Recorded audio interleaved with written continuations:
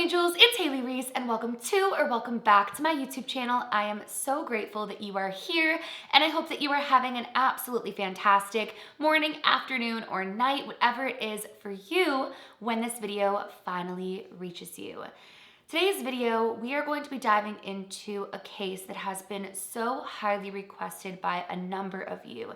And I've been really looking forward to diving into this case with you because this case is absolutely awful, but it just goes to show that you never truly know what is going on behind closed doors, both in your day-to-day life and with those that you watch on social media. I had every intention of filming this video last week and getting it up to you guys earlier, but I had a couple of health hiccups and unfortunately I had an unexpected seizure. I did share a little bit of that on my other platforms on Instagram and on X, Twitter, whatever you want to call it. And I wanted to thank each and every one of you for sending me so much positivity and healing energy. I am doing great, so thank you so much for that. And one more thing that I wanted to mention before we dive into this case is that in today's video, we are going to be discussing the heavy topic of domestic disputes, domestic violence, abuse in relationships that would in turn lead to a double homicide. So if this is something that is triggering for you, or perhaps it's a subject matter that you don't want to subject yourself to, I will absolutely not be offended if this is not the video for you. And on that note, if you or somebody you love are experiencing domestic violence or are in a situation where you feel trapped or unsafe, I will have some resources down in my description box. Please know that there is always help available. There are people who can and will help you. You are not alone. Growing up, I witnessed my mother in a relationship. It was not with my father. She had a boyfriend who was extremely abusive. I've touched on it on my channel, and I know how difficult it can be to leave those situations, but please know that there is help and there are resources, and I will have links in my description for you. Today's case really puts emphasis on the fact that you never truly know what is going on behind closed doors, not just with couples, but in family dynamics, family relationships, friendships, all of the above. And it also goes to show that what we are shown on social media and what we show on social media is not always the full picture and the true story. And that is exactly what this case further proves. Now, this case has yet to have reached a verdict, but we are going to dive into all of the information that we know up until this point, kind of break down what led to these horrific crimes or this horrific crime, and break down why people believe things got to the point that they did.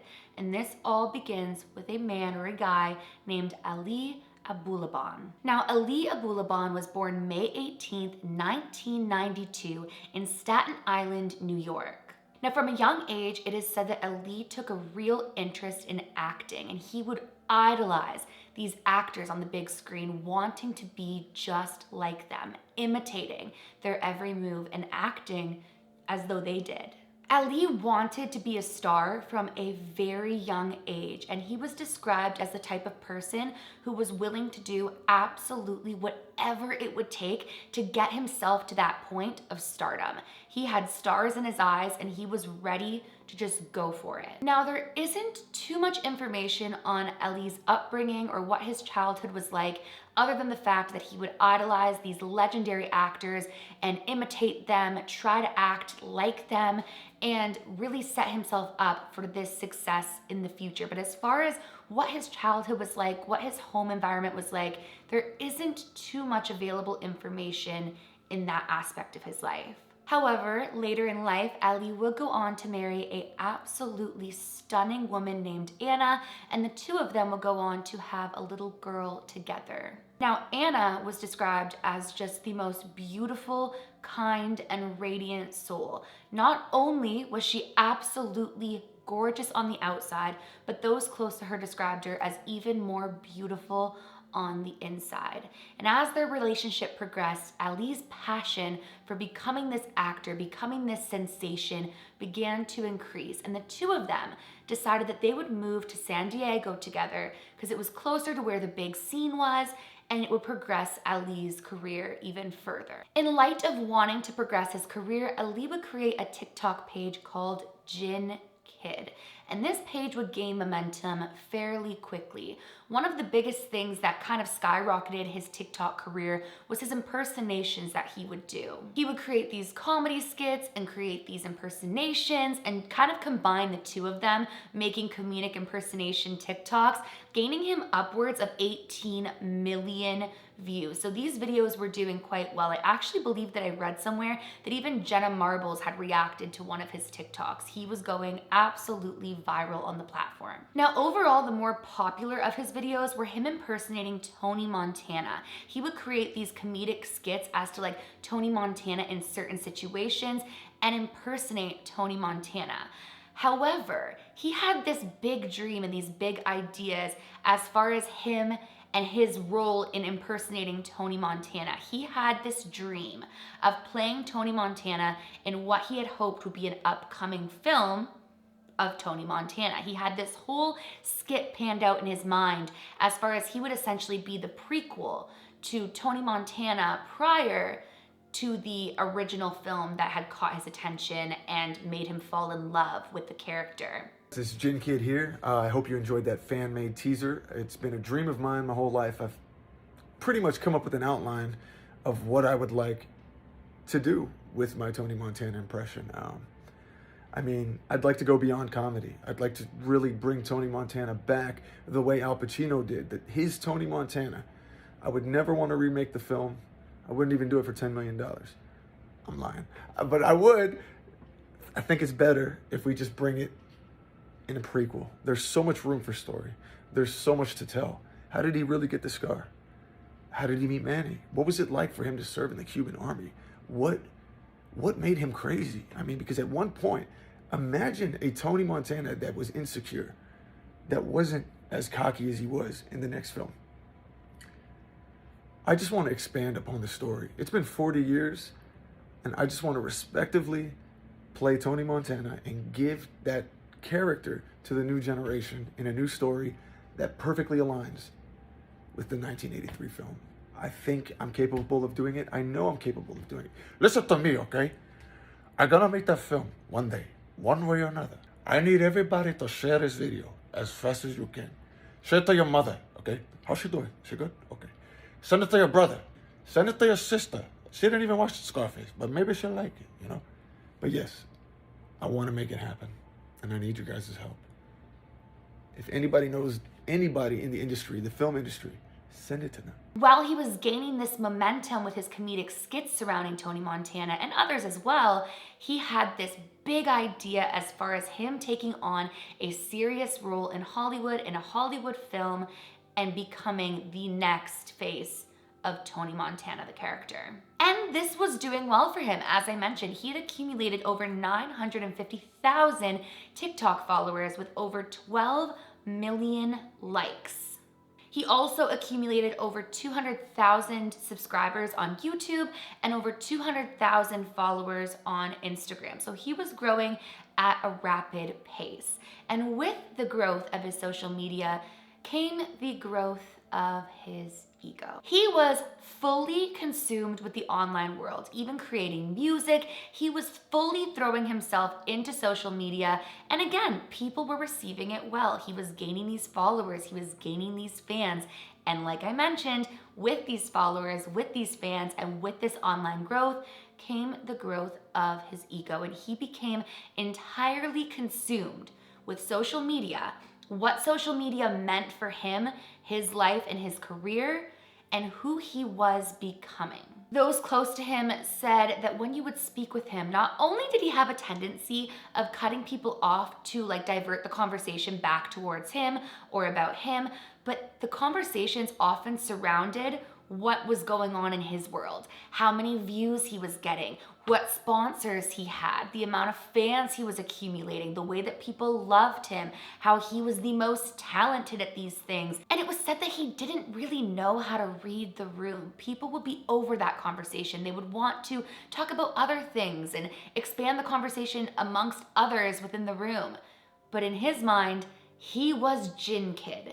And who didn't want to hear about JinnKid and JinnKid's success? It was actually said that he started to feel like he had this edge over everybody else, that because he was JinnKid, he could get away with absolutely anything. I'd actually read in a couple of articles that he would go out and he would behave in ways that were just not appropriate for the social setting. And when people would kind of call him on this behavior, he'd be like, I'm JinnKid. I can do whatever I want. This social media fame was completely getting to his head. Now, here's the thing. Many people believe that the fans weren't picking up on his behavior shifting and his ego growing because, again, he was doing a lot of impersonations. So plenty of people believe that the fans thought that he was just playing a character. But those close to him in his day-to-day life said otherwise. They said that this was changing him for the absolute worst.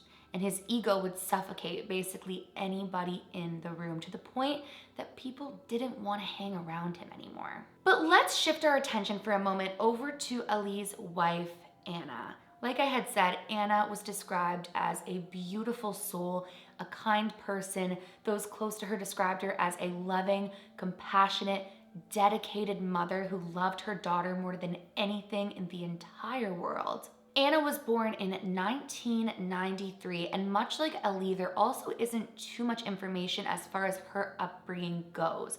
But as I mentioned, those close to her described her as a dedicated mother, an amazing friend, and somebody who just wanted good for everyone around her. Despite Ali's growing ego, Anna was not described by those close to her as somebody who was consumed by social media.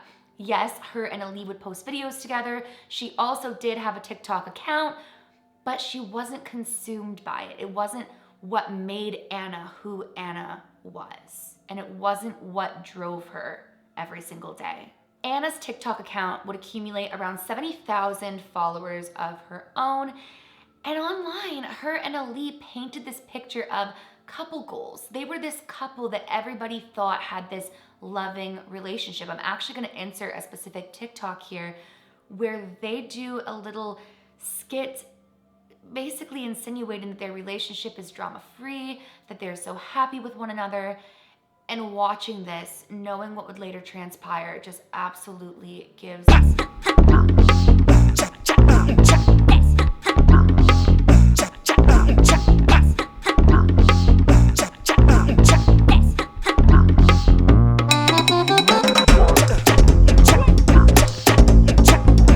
But despite them being these couple goals and posting these adorable videos about their love story and how in love the two of them were, those close to them say that it wasn't the case behind closed doors whatsoever. So as I mentioned, Anna and Ali would move to San Diego with one another, and many people believed that the two were unified. They were heading into a big, bright future with one another and their daughter, that they had this loving relationship.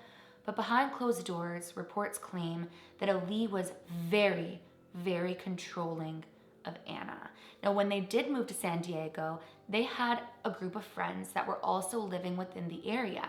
So Anna began spending more time with her friends that were now close to her. While the online image that was painted, perhaps in Anna's protection of Ali and what was really going on, the two of them seemed to be super in love.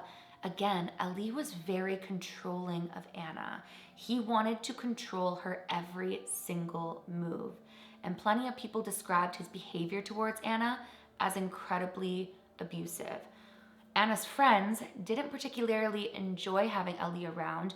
Actually, in some reports that I read, it is alleged that her friends thought that he was an absolutely terrible person. They didn't like the way that he controlled Anna. When Anna would leave her home to go hang out with her friends, he would blow up her phone. He would constantly text her, constantly call her. If she wasn't answering, he would constantly text and blow up anybody that she would be with. And it said that he would continuously accuse her friends of being the types of girls who were constantly cheating and basically skeezy girls. He didn't want Anna around them because they were, in his words, bad influences. But these claims and reports of Anna and Ali's relationship being toxic, unhealthy, and abusive weren't just coming from those close to them. Unfortunately, there were numerous reports of domestic disputes and domestic violence reported from Anna and Ali's apartment. The police were often called to the residency of Anna and Ali, and a husband and wife who lived across from them actually testified that at one point Anna had came banging on their door asking to use their phone to call the police because her husband had hit her and had taken her phone, so she was unable to call the police herself. Now, from what I had read as far as these reports go, Ali was not arrested during these calls, but these were documented calls to law enforcement as far as domestic disputes. And it wasn't just a one-off either.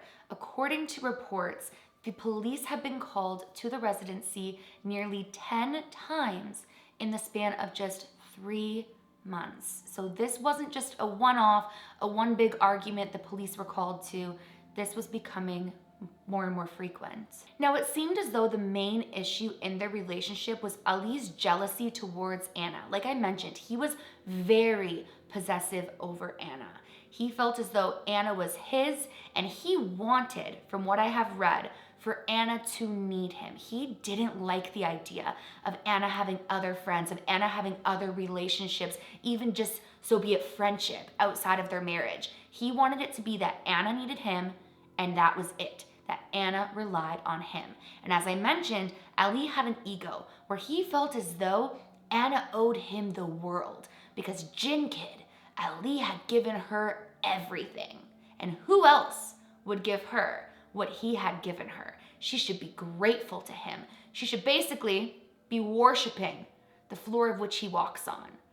But Anna was an independent, strong woman who wanted to spend time with her friends occasionally. Now, Ali's cousin said that when Anna and Ali had moved to San Diego, Anna's social life just completely flourished, that she did begin going out more. And I do want to mention that there is a misconception as far as the amount that Anna went out. From what I had read, Anna did enjoy going out with her friends, but she didn't neglect her maternal responsibilities. She didn't neglect her marriage or her home, and she wasn't constantly going out. But she did enjoy occasionally going out, which I think is healthy for anybody to be able to have a social life outside of their marriage and to be able to spend time with their friends and other people.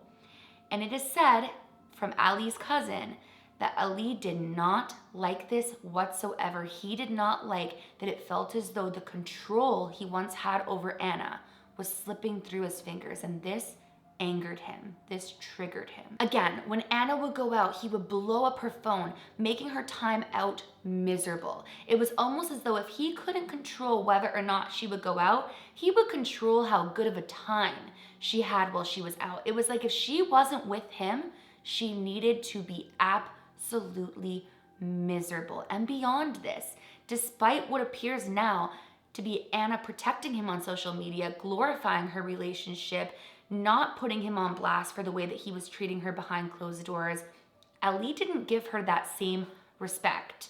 Ali would go on to live streams and call her names, vulgar names. He would blame her for his substance abuse problems. He would call her, essentially, in lack of other words, a neglectful mother.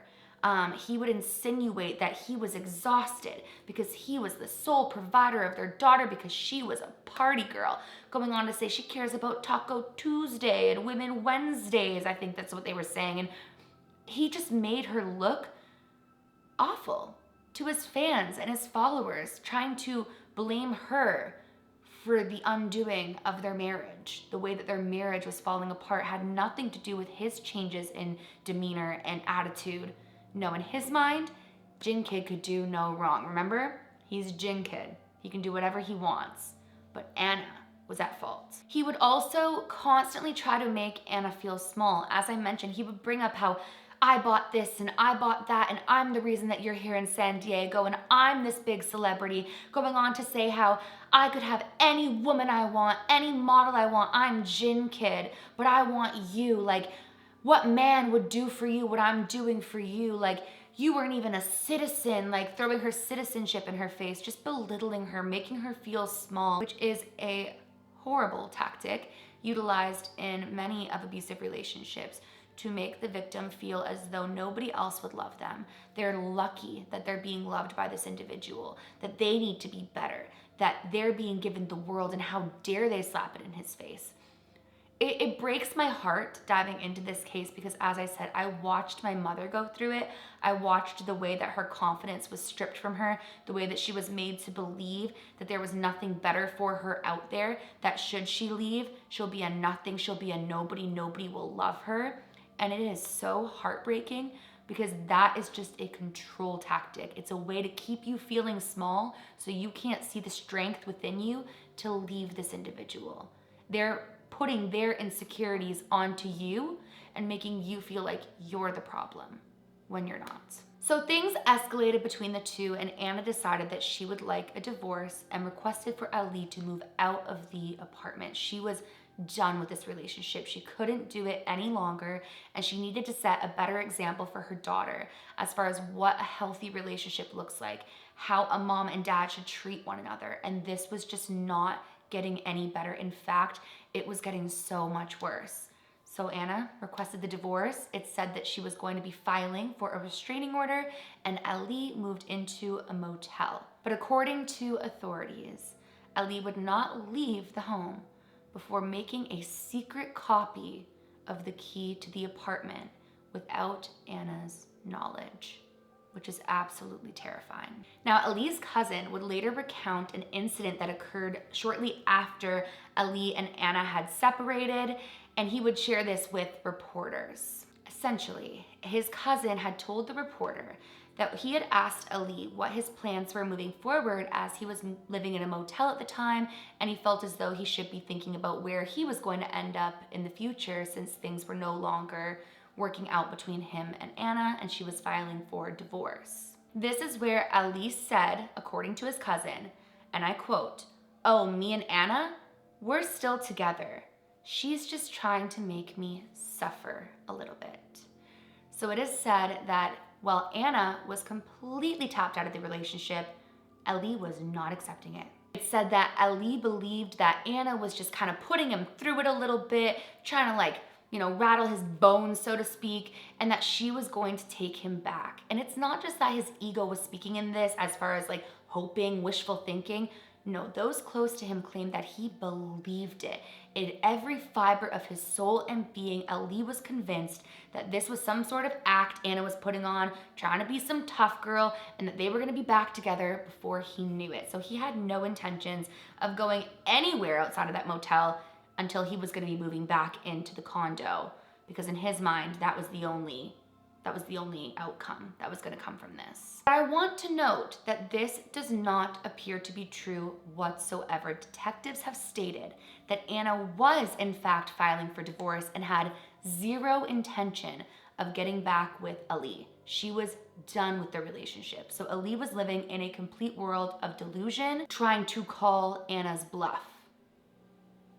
And I just want to take a moment, because that is what can be so absolutely terrifying, amongst many of other things. But when it comes to abusive relationships, when it comes to stalker relationships, when an individual cannot accept that a relationship is over, when it is so clearly over, the line has been drawn, the boundaries have been set, it's so terrifying. The fact that poor Anna is here trying to move on with her life, trying to recover from this relationship, move forward with her daughter, and little does she know that not only has he not accepted that this relationship is over, but he has made a secret duplicate of the key without her knowledge and has access to her apartment. Let's continue. And again, as I had mentioned, even one of Anna's friends later told law enforcement that Anna had every intention of getting a restraining order, although no restraining order would be filed prior to what would later unfortunately transpire. And while all of this is horrible in and of itself, the manipulation, the abuse, the belittling, the control, the non-accepting of somebody's boundaries and choice to get a divorce and move on from a relationship that is clearly not healthy, Ali would take it a step further on October 21st, 2021. On October 21st, 2021, when Anna was not home, Ali would use his secret key to break into the apartment and vandalize it, completely destroying the apartment. But if that wasn't bad, creepy, and violating enough, he would proceed to install a listening app on his daughter's iPad to spy on what was going on inside of the apartment. He would take the iPad before leaving and hide it underneath Anna's bed before leaving the apartment. I can't even fathom this. Like, it's so disturbing, and clearly he is absolutely deranged, but Anna had absolutely no idea that she was now being listened to by her future ex-husband. Now, clearly, Ali was not in a great mental state, and it would be just a matter of time until he would hear something that would absolutely trigger him. While listening through the iPad, Ali would hear Anna giggling with another man through the iPad, and this would absolutely enrage him. This man was a friend of Anna's, 29-year-old Raburn Baron. Now, one thing that I want to mention is that from what I have read, it is believed that this was a platonic relationship, but the nature of their friendship, the gravity of their friendship, and whether or not there were any sort of feelings there remains unknown. But to those close to her, Raburn was just Anna's friend. And in some of the reports that I've read and some of the articles that I've read, it's actually claimed that he was kind of a mutual friend between both Ali and Anna, though he was closer with Anna, which I do want to mention was a theme with pretty much all of their friends, because all of them didn't like how Ali was changing and also just didn't like his energy and his reckless behaviors. Now, it's also said, among hearing the two of them giggling and conversing and laughing with one another, he also heard R&B music playing in the background, and it is alleged that this is what tipped him to a breaking point. He felt as though only one thing could come from R&B music playing in a condo building in an apartment with a guy and a girl, and that would be some intimacy. So he absolutely snapped, jumped in his vehicle, and began driving over there. Now, before we get into what would happen, let's talk a little bit about Raburn. Raburn was actually born in Mexico and was described by those who loved him as infectious in the best way possible, just the kind of energy that you want to be around. He was kind, he was funny, he was family oriented, extremely close with his family. And those who would later find out that Anna was hanging out with Raburn said that that was probably one of the best things for her, because having a friend like him is the type of friend that just pulls you out of a slump and brings your spirits up. Now, it is alleged that when Ali had heard her giggling away with Raburn, he immediately assumed that she was cheating on him. But again, she was filing for divorce. She no longer wanted to be in this relationship. So even if this meetup was not platonic, he had no business insinuating that they were still together and that this was in any way, shape, or form cheating. But in his mind, he had not accepted that this relationship was over. He had not accepted that Anna had called it quits, and he felt as though Anna was cheating. And again, this just enraged him. He actually later would say that on his way driving over there, he kept repeating for her not to sleep with him. And he just kept repeating it, like, don't do it, Anna, don't do it, Anna, don't do it, Anna. Like, he was in this loop of, she's gonna cheat on me right now. This is cheating.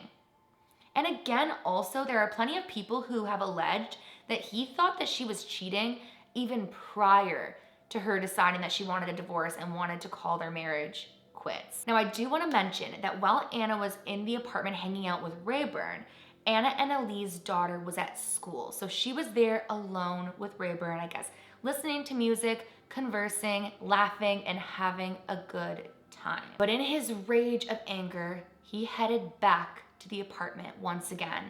And once again, in his hand was his secret little key that he had made. Shortly after this, 911 would receive a call from Ali, claiming that he had returned home to the apartment to find Anna and this guy dead.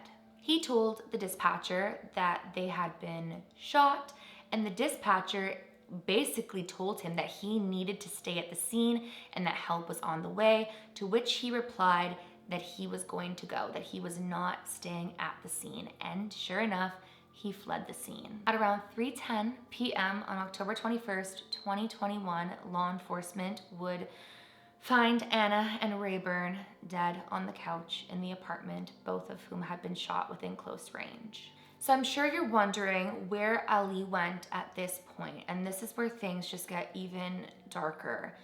Ali left the apartment and headed straight to his daughter's school to pick her up from school early. Now, it is alleged that he told his daughter that he had hurt mommy before proceeding to call his mother and confess to having killed both Anna and Raburn. Now, picked up on the neighbor's camera in the hallway had been both Anna and Raburn going into the apartment, and later Ali charging towards the apartment as well, to which the camera actually picked up the gunshot sounds.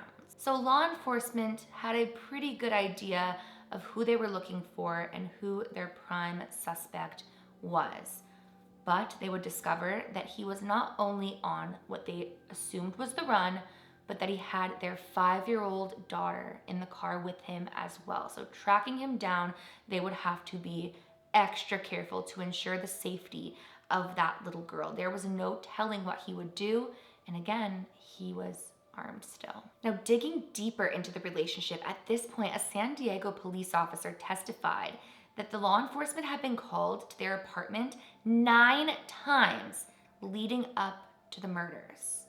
So again, this wasn't just a one-off occurrence.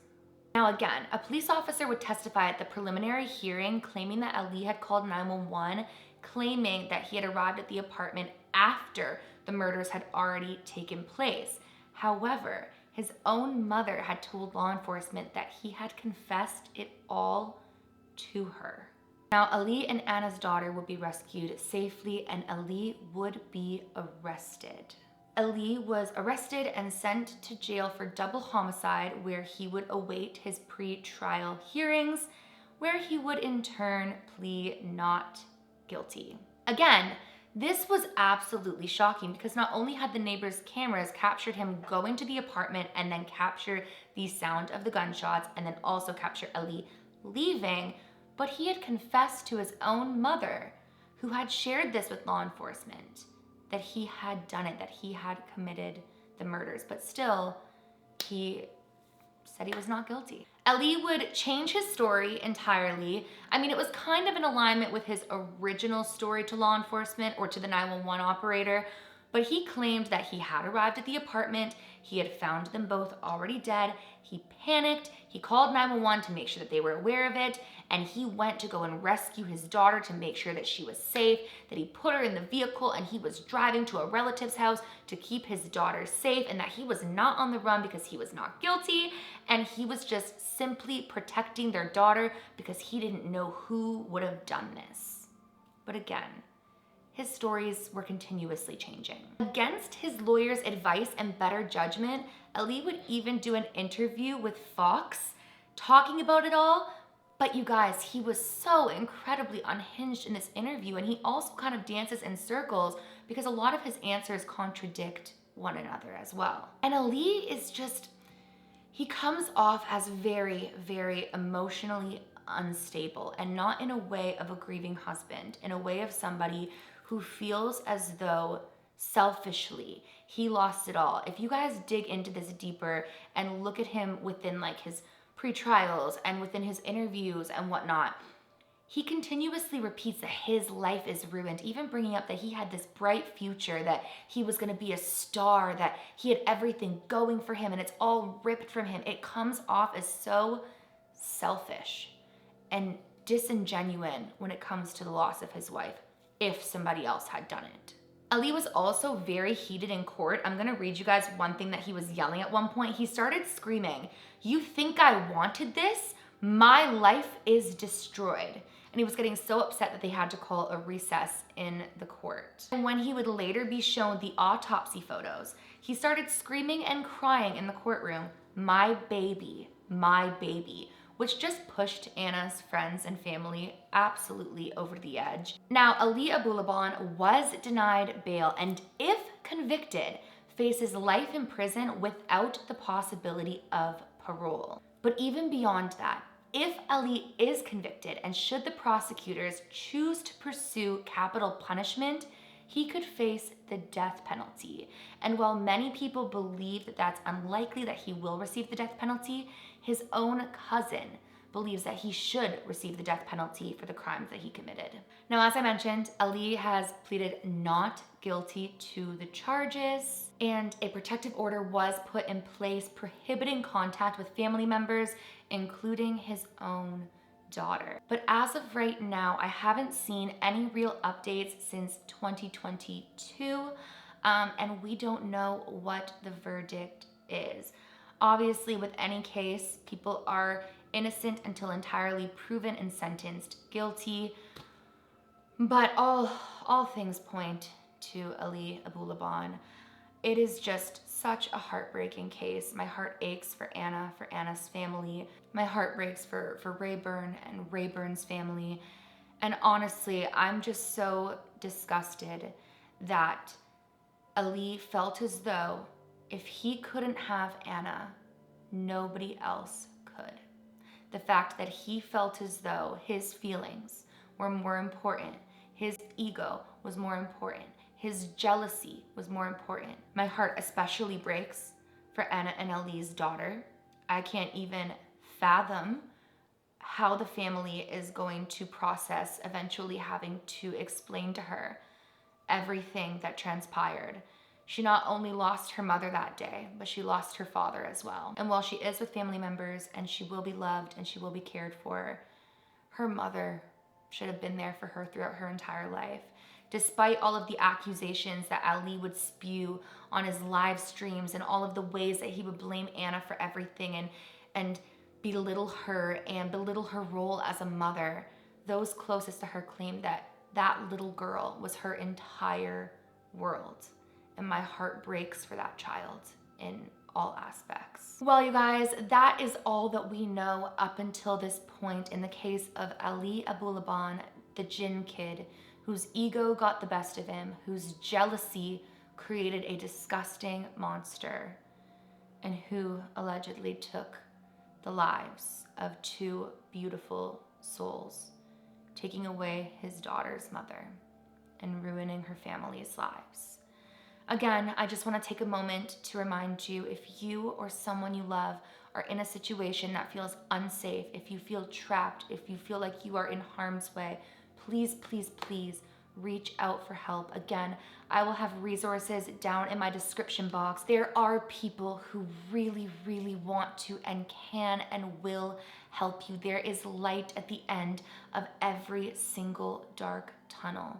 You are not unlovable. You are not a burden. You do not deserve to be treated any way other than with love and respect.